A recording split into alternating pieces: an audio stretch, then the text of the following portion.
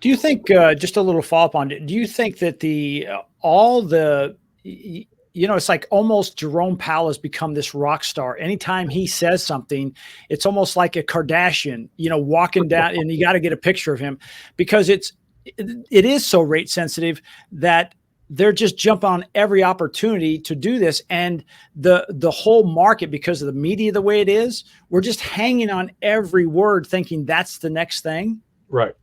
Well, and that's particularly true when you hang on the next word as it relates to headlines.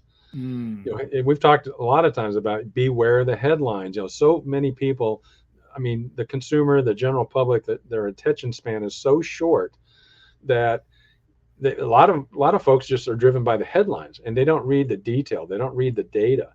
And I think I've commented before, when you see news stories, particularly in the financial area, a lot of times there'll be a reference to how many minutes of a read it is.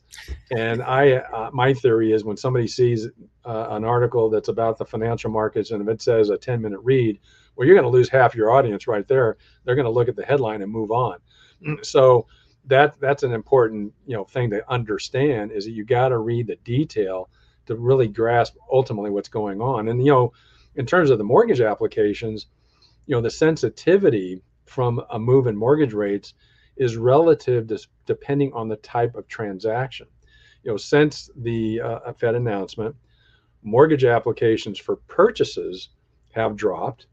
And again, we're talking national numbers here, but they've only dropped about 7 or 8%. Not horrible, not a disaster, but certainly they've dropped. The refinance side, on the other hand, the mortgage application activity has dropped in the range of 26 to 27%. Wow. Now, why would you have that divergence of reaction to the higher rates depending on those two transaction types? Well, the answer is relatively obvious.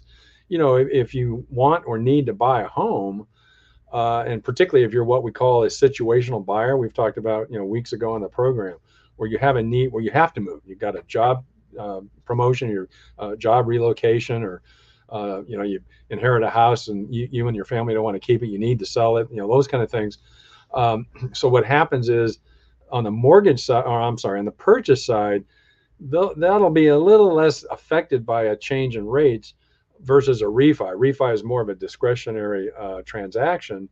0.5% in rate can make a big difference if for your refinance goal. And so that's why you see that divergent effect of the higher rates between a purchase and a refi. So yeah, the refi boom definitely has dissipated. It's back to there's more activity than there has been, but we certainly have not gotten back to the heyday of a couple of years ago when refinancing was off the charts.